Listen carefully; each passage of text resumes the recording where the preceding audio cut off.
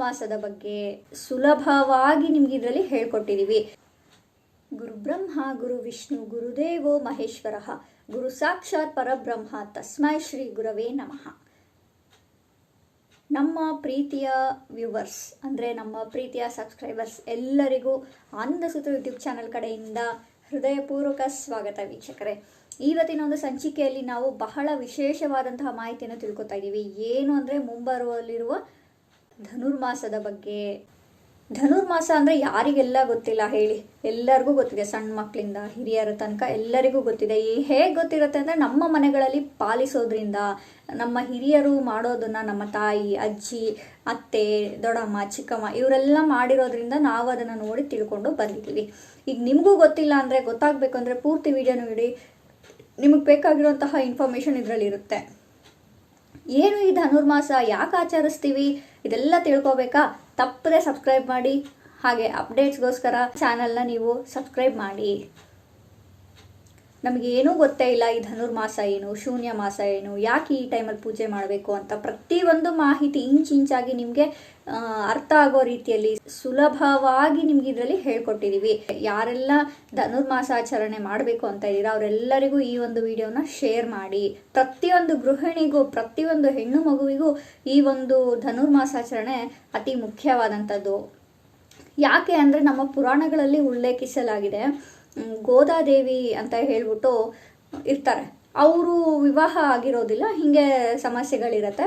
ಅವರು ಕೂಡ ಈ ಒಂದು ಧನುರ್ಮಾಸದಲ್ಲಿ ವ್ರತಾಚರಣೆಗಳನ್ನು ಮಾಡಿ ನೇಮ ನಿಷ್ಠೆಯಿಂದ ಇಡೀ ಒಂದು ತಿಂಗಳು ಅವರು ಮುಂಜಾನೆ ಎದ್ದು ಮನೆಗೆಲ್ಲ ಸಾರಿಸಿ ಗುಡಿಸಿ ರಂಗೋಲೆ ಹಾಕಿ ಪ್ರತಿಯೊಂದು ಎಲ್ಲ ಮಾಡಿ ನೈವೇದ್ಯ ಮಾಡಿ ಅಷ್ಟೋತ್ತರಗಳನ್ನೆಲ್ಲ ಮಾಡಿ ಹೇಳಿ ಅವರೇ ಸಹ ಪ್ರಿಪೇರ್ ಮಾಡಿರೋದು ಇದೆ. ಅಂದರೆ ಅವರೇ ತಯಾರಿಸಿರೋದು ಇದೆ. ಅವರ ಸ್ವಂತ ಮಂತ್ರಗಳನ್ನು ಕೂಡ ಕೊಟ್ಟಿದ್ದಾರೆ. ಅವರು ಪವರ್ಫುಲ್ ಆಗಿರೋವಂಥವು ಇದ್ದಾವೆ. ಅದನ್ನು ನಾನು ಮುಂದೆ ನಿಮಗೆ ಹೇಳ್ತಾ ಹೋಗ್ತೀನಿ ಯಾವುದನ್ನು ನೀವು ಹೇಳ್ಕೋಬೋದು ಅಂತ.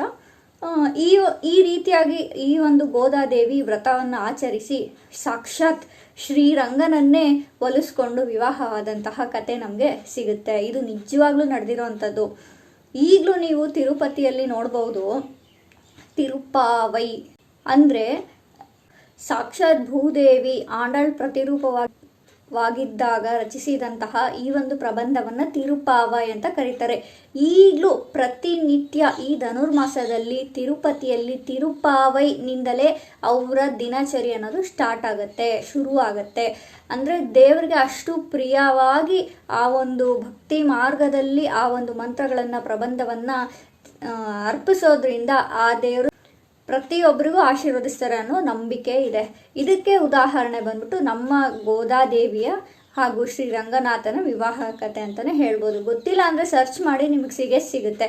ಅಥವಾ ಬೇಕು ಅಂದರೆ ಕಮೆಂಟ್ ಮಾಡಿ, ಅದು ಕೂಡ ನಾನು ನಿಮಗೆ ವಿಡಿಯೋ ಹಾಕ್ತೀನಿ. ಅದ್ರ ಬಗ್ಗೆನೂ ಸಹ ನಾನು ನಿಮಗೆ ಮಾಹಿತಿಯನ್ನು ಕೊಡ್ತೀನಿ. ಇನ್ನು ಈ ಧನುರ್ಮಾಸಕ್ಕೆ ಶೂನ್ಯ ಮಾಸ ಅಂತಲೂ ಕರೀತಾರೆ. ಯಾಕೆ ಶೂನ್ಯ ಮಾಸ ಅಂತ ಕರೀತಾರೆ? ಯಾಕೆ ಅಂದರೆ ಕಾರ್ತಿಕ ಮಾಸ ಆದ ನಂತರ ಬರೋದು ಮಾರ್ಗಶಿರ. ಈ ಮಾರ್ಗಶಿರದಲ್ಲಿ ಶುರುವಾಗುವುದು ಧನುರ್ಮಾಸ ಮಧ್ಯಭಾಗದಿಂದ. ಏನಕ್ಕೆ ಅಂದರೆ ನಮ್ಮ ಸೂರ್ಯ ದೇವ ಬಂದ್ಬಿಟ್ಟು ಮಕರ ರಾಶಿಯಲ್ಲಿ ಸಂಚರಿಸ್ತಾ ಇರ್ತಾರೆ. ಏಕೆಂದರೆ ಮಕರ ರಾಶಿ ಹಾಗೂ ಕುಂಭ ರಾಶಿ ಅನ್ನೋದು ಶನಿ ಆಡಳಿತದಲ್ಲಿ ಇರುತ್ತೆ.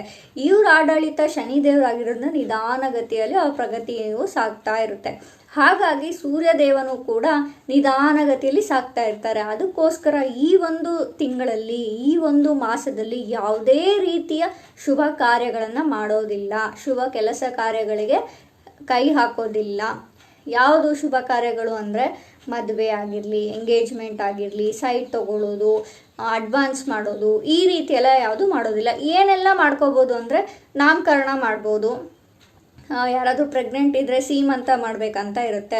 ಆ ಕಾರ್ಯಗಳನ್ನೆಲ್ಲ ನಿಲ್ಲಿಸ್ಲಿಕ್ಕಾಗಲ್ಲ, ಅವನ್ನೆಲ್ಲ ಮಾಡ್ಕೊಳ್ಬೋದು. ಹಾಗೆ ವ್ರತಾಚರಣೆ ಮಾಡ್ಬೋದು. ಯಾರೆಲ್ಲ ಕನ್ಯಾರಿದ್ದೀರಾ ಅವರಿಗೆ ಒಂದು ಒಳ್ಳೆಯ ಪತಿ ಬೇಕು ಅಂತ ಆಸಕ್ತಿ ಇದ್ದರೆ ಅವರು ನಮ್ಮ ಜೀವನದಲ್ಲಿ ನಾವು ಇಷ್ಟಪಟ್ಟಂತೆ ನಮ್ಮನ್ನ ಚೆನ್ನಾಗಿ ನೋಡ್ಕೊಳ್ಳೋರು, ನಮ್ಮನ್ನು ಪ್ರೀತಿಸೋರು, ಗೌರವಿಸೋರು, ಒಳ್ಳೆ ಜ್ಞಾನ, ವಿದ್ಯಾವಂತ, ಗುಣವಂತ, ಶೀಲವಂತ ಆದಂತಹ ಪತಿರಾಯ ನಮಗೆ ಬೇಕು ಅನ್ನುವಂಥವ್ರು ಈ ಒಂದು ಧನುರ್ಮಾಸದಲ್ಲಿ ಮುಂಜಾನೆ ಎದ್ದು ಈ ಒಂದು ವ್ರತಾಚರಣೆಯನ್ನು ಮಾಡಿಕೊಳ್ಬಹುದಾಗಿದೆ. ಹಾಗಾಗಿ ಇದನ್ನು ಶೂನ್ಯ ಮಾಸ ಅಂತ ಕೂಡ ಕರಿತೀವಿ. ಇನ್ನು ಈ ವರ್ಷದ ಧನುರ್ಮಾಸದ ದಿನಾಂಕ ನೋಡೋದಾದರೆ 16ನೇ ತಾರೀಕು ಮಂಗಳವಾರ ಬರುವ ಡಿಸೆಂಬರಲ್ಲಿ ನಿಮಗೆ ಸ್ಟಾರ್ಟ್ ಆಗುತ್ತೆ ಧನುರ್ಮಾಸ. ಇನ್ನು ಎಂಡಿಂಗ್ ಡೇಟ್ ಬಂದುಬಿಟ್ಟು ಜನವರಿ 14, 2026 ಬುಧವಾರದಂದು ಇದು ಕೊನೆಯಾಗುತ್ತೆ. ನೀವು ಈ ಡೇಟ್ಸ್ನ ನೋಟ್ ಮಾಡ್ಕೊಳ್ಳಿ, ಇದು ತುಂಬ ಇಂಪಾರ್ಟೆಂಟ್ ಇದೆ. ಈ ಡೇಟಲ್ಲಿ ನೀವು 15 ಡೇಸ್ ಆದರೂ ಈ ವ್ರತವನ್ನು ಮಾಡಿ. ಎಲ್ಲರೂ ಅಷ್ಟೇ, ಮದುವೆ ಆಗಿರೋರು ಅಷ್ಟೇ, ನಮಗೆ ಮದುವೆ ಆಗಿಬಿಟ್ಟಿದೆ ನಾವು ಮಾಡಬೇಕಾ ಬೇಡವಾ ಅನ್ನೋವಂಥವ್ರು ನಿಮ್ಮ ಇಷ್ಟ. ನಿಮಗೆ ಚೆನ್ನಾಗಿರಬೇಕು, ಲೈಫ್ ಇನ್ನೂ ಸುಖಮಯವಾಗಬೇಕು, ಆನಂದಮಯವಾಗಿರಬೇಕು, ನಿಮ್ಮ ಒಂದು ಬಾಂಧವ್ಯ ಗಟ್ಟಿಯಾಗಬೇಕು ಅಂದರೂ ಕೂಡ ನೀವು ಇದನ್ನು ಮಾಡ್ಬೋದು. ಮಹಾವಿಷ್ಣು ಒಲಿತಾರೆ, ಓಕೆನಾ. ಅದೇ ರೀತಿಯಾಗಿ ಯಾರಿಗೆಲ್ಲ ವಿವಾಹ ಆಗಬೇಕು ಅಥವಾ ಕಾಲೇಜ್ ಸ್ಟೂಡೆಂಟ್ಸ್ ಇದ್ದೀರಾ ಅಥವಾ ಮದುವೆಗೆ ಹುಡುಕ್ತಾ ಇದ್ದೀರಾ, ಮದುವೆ ಮಾಡಲಿಕ್ಕೆ ಮ್ಯಾಚ್ ಆಗ್ತಾ ಇಲ್ಲ ಯಾವುದೋ ಸಂಬಂಧಗಳು ಅನ್ನೋಂಥವ್ರು ಸಹ ಈ ವ್ರತವನ್ನು ಮಾಡಬಹುದು. ತುಂಬ ಅನುಕೂಲಕರವಾಗಿ, ತುಂಬ ಈಸಿಯಾಗಿ ಹೇಳ್ತೀನಿ ನೋಡಿ. ಬೆಳಗ್ಗೆ ಬ್ರಹ್ಮ ಮುಹೂರ್ತದಲ್ಲಿ ನೀವು ಎದ್ದು ಫ್ರೆಶ್ ಅಪ್ ಆಗಿ, ನೀವು ನಾರ್ಮಲ್ ಏನು ಫ್ರೆಶ್ ಅಪ್ ಆಗ್ತೀರಾ ಅದೇ ರೀತಿಯಾಗಿ ಬ್ರಹ್ಮ ಮುಹೂರ್ತದಲ್ಲೇ ನೀವು ಇದನ್ನು ಮಾಡಬೇಕು. ಎಸ್ಪೆಷಲಿ ಏಕೆಂದರೆ ಆ ಟೈಮಲ್ಲಿ ದೇವತೆಗಳ ಒಂದು ಪವರ್ ಜಾಸ್ತಿ ಇರುತ್ತೆ. ಅದಕ್ಕೇ ನೋಡಿ ಗೃಹ ಪ್ರವೇಶಕ್ಕೆಲ್ಲ ಬ್ರಹ್ಮ ಮುಹೂರ್ತದಲ್ಲೇ ಕೊಡೋದು ಆಲ್ಮೋಸ್ಟ್ ಟೈಮಿಂಗ್ಸು. ಸೊ ಈ ಒಂದು ಸಮಯದಲ್ಲಿ ನೀವು ಫ್ರೆಶ್ ಅಪ್ ಆಗಿ ನಿಮ್ಮ ಮನೇಲಿ ಒಂದು ವಿಷ್ಣುದು ಮೂರ್ತಿ ಇದ್ದರೆ ಓಕೆ, ಪಂಚಲೋಹದ್ದು ಆ ರೀತಿ ಯಾವುದಾದ್ರೂ ಮೂರ್ತಿ ಇಲ್ಲ ಅಂದರೆ ನೀವು ಲಕ್ಷ್ಮೀನಾರಾಯಣರ ಒಂದು ಚಿತ್ರಪಟವನ್ನು ಇಟ್ಕೊಳ್ಬೋದು, ಅಂದರೆ ಫೋಟೋವನ್ನು ಇಟ್ಕೊಳ್ಬಹುದು. ಮೂರ್ತಿ ಇತ್ತು ಅಂದರೆ ಅಭಿಷೇಕ ಮಾಡಿ, ಪಂಚಲೋಹದ್ದು ಮೂರ್ತಿ ಇತ್ತು ಅಂದರೆ ಅಭಿಷೇಕ ಮಾಡಿ. ಇಲ್ಲ ಅಂದ ಪಕ್ಷದಲ್ಲಿ ಮಹಾಲಕ್ಷ್ಮಿ ಹಾಗೂ ವಿಷ್ಣುವಿನ ಒಂದು ಫೋಟೋ ಇದ್ರೂ ಇಟ್ಕೊಳ್ಳಿ. ಆ ಒಂದು ಫೋಟೋಗೆ ಕ್ಲೀನಾಗಿ ಗಂಗಾ ಜಲ ಹಾಕ್ಬಿಟ್ಟು ಕ್ಲೆನ್ಸ್ ಮಾಡಿಬಿಟ್ಟು ನೀಟಾಗಿ ಧೂಪ ಎಲ್ಲ ಹಾಕಿ ಅಲಂಕಾರ ಮಾಡಿ, ಈ ರೀತಿಯಾಗಿ ಚೆನ್ನಾಗಿ ನೀವೆಷ್ಟು ಡೆಕೋರೇಟಿವ್ ಆಗಿರ್ತೀರೋ ಅಷ್ಟು ಡೆಕೋರೇಟಿವ್ ಆಗಿ ಚೆನ್ನಾಗಿ ರೆಡಿ ಮಾಡಿ.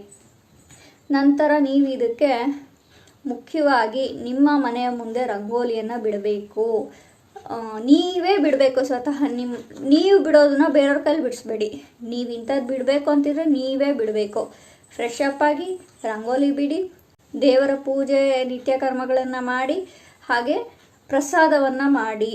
ಹಾಗೆ ಜೊತೆಗೆ ಮೇನ್ ಪವರ್ಫುಲ್ ಗೋದಾದೇವಿ ಕಥೆಯನ್ನು ಕೇಳಿ, ನಂತರ ಗೋದಾದೇವಿ ಅಷ್ಟೋತ್ತರ ಬರುತ್ತೆ, ಅದನ್ನು ಕೇಳಿಸ್ಕೊಳ್ಳಿ. ಅದರಲ್ಲಿ ಪವರ್ಫುಲ್ ಮಂತ್ರಗಳಿದೆ, ಅದನ್ನು ನಿಮಗೆ ಕೊಡ್ತೀನಿ. ಆ ಒಂದನ್ನು ನೀವು ಜಪಿಸಿ, ಖಂಡಿತವಾಗ್ಲೂ ಆ ದೇವರು ನಿಮಗೆ ಆಶೀರ್ವಾದ ಮಾಡೇ ಮಾಡ್ತಾರೆ. ಇನ್ನು ನೀವು ವಿಗ್ರಹವನ್ನು ಪಂಚಾಮೃತದಿಂದ ಅಭಿಷೇಕ ಮಾಡ್ಬೋದು. ಪಂಚಾಮೃತವನ್ನು ನೀವು ನೈವೇದ್ಯವಾಗಿ ಇಡ್ಬೋದು. ಇನ್ನು ಸಿಹಿ ಪೊಂಗಲನ್ನು ಮಾಡಬೇಕಾಗತ್ತೆ ಪ್ರಸಾದಕ್ಕೆ, ಸಕ್ಕರೆ ಪೊಂಗಲ್. ಮಂತ್ರ ಹೀಗಿದೆ ನೋಡಿ: ಓಂ ಶ್ರೀ ಗೋದಾದೇವಿ ಸಹಿತ ರಂಗಸ್ವಾಮಿನೇ ನಮಃ. ಈ ಒಂದು ಮಂತ್ರವನ್ನು 108 ಸರ್ತಿ ಹೇಳ್ಕೊಳ್ಳಿ. ಜೊತೆಗೆ ಇನ್ನೂ ಒಂದು ಮಂತ್ರ ಇದೆ, ಗೋದಾದೇವಿ ಅಷ್ಟೋತ್ತರದಲ್ಲಿ ಬರುವಂತಹ ಈ ಒಂದು ಮಂತ್ರ ಓಂ ಶ್ರೀ ರಂಗನಿಲಯಾಯೇ ನಮಃ. ಇದನ್ನು ಕೂಡ 108 ಸರ್ತಿ ಜಪಿಸಿ. ಬೆಳಗ್ಗೆ ಸಂಜೆ 2 ಟೈಮ್ ಜಪಿಸಿ. ನಿಮ್ಮ ಸಂಕಲ್ಪವನ್ನು ಮಾಡಿಕೊಳ್ಳಿ. ಈ ರೀತಿಯಾಗಿ ಪೂಜೆಯನ್ನು ಮಾಡೋದಕ್ಕೆ ಇದು ವಿಶೇಷವಾದಂತಹ ಮಾಸ ಆಗಿದೆ. ಇದರ ವಿಶೇಷತೆ ನಿಮಗೆ ಅನುಕೂಲ ಆಗಿದೆ ಅಂತ ಅಂದ್ಕೊಳ್ತೀನಿ. ಇನ್ನೂ ಹೆಚ್ಚಿನ ಅಪ್ಡೇಟ್ಸ್ಗೋಸ್ಕರ ಹೊಸಬ್ರಾಗಿದ್ದರೆ ಶೇರ್ ಮಾಡಿ, ಲೈಕ್ ಮಾಡಿ, ಸಬ್ಸ್ಕ್ರೈಬ್ ಮಾಡಿ. ಯಾರಿಗೆ ಯೂಸ್ಫುಲ್ ಇದೆ ಅವ್ರಿಗೂ ಈ ಮಾಹಿತಿಯನ್ನು ಹಂಚೋದು ಮರಿಬೇಡಿ. ನಿಮ್ಮ ಒಂದು ಅನಿಸಿಕೆ ಅಭಿಪ್ರಾಯವನ್ನು ಕಮೆಂಟ್ನಲ್ಲಿ ಮೆನ್ಷನ್ ಮಾಡಿ. ಓಂ ಶ್ರೀ ಮಹಾವಿಷ್ಣುವೇ ನಮಃ ಅಂತ ಹೇಳ್ಬಿಟ್ಟು ಕಮೆಂಟ್ ಮಾಡಿ.